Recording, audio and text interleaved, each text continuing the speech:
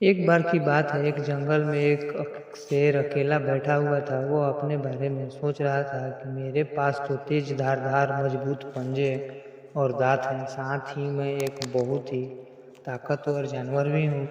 लेकिन फिर भी जंगल के सारे जानवर हमेशा मोर की ही तारीफें क्यों करते रहते हैं। दरअसल शेर को इस बात से बहुत जलन महसूस होती थी कि सभी जानवर मोर की तारीफ किया करते थे।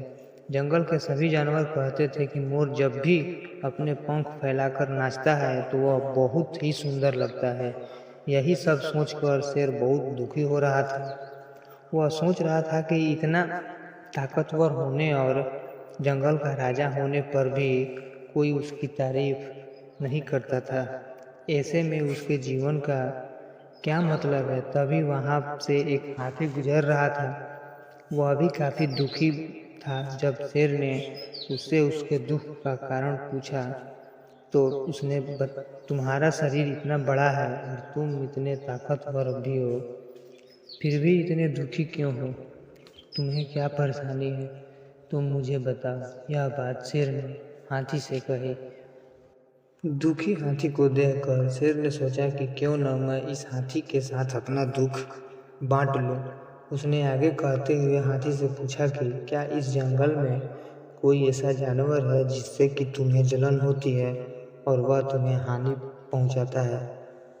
शेर की बात सुनकर हाथी ने कहा कि जंगल का सबसे छोटा जानवर भी मुझे हरा देता है, परेशान कर सकता है और करता भी है। शेर ने पूछा कि वह कौन सा छोटा जानवर है जो तुम्हें परेशान करता है और हरा देता है। हाथी ने जवाब दिया कि महाराज, वो जानवर है चींटी। वह इस जंगल में सबसे छोटी है, लेकिन जब भी वो मेरे कान में घुसती है तो मैं दर्द के मारे पागल हो जाता हूँ।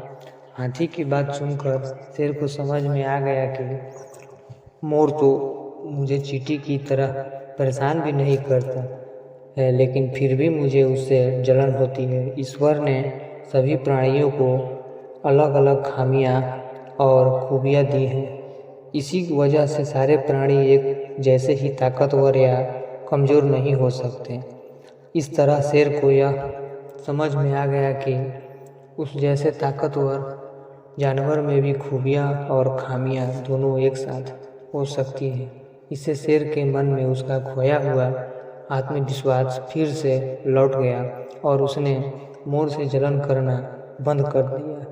फिर उसके बाद उस दिन के बाद शेर कभी मोर से जलन नहीं किया। कहानी से सीख, हमें कभी भी किसी की खूबी देखकर उससे नहीं जलना चाहिए, क्योंकि हम सभी में अलग अलग खूबियाँ और खामियाँ मौजूद होती हैं।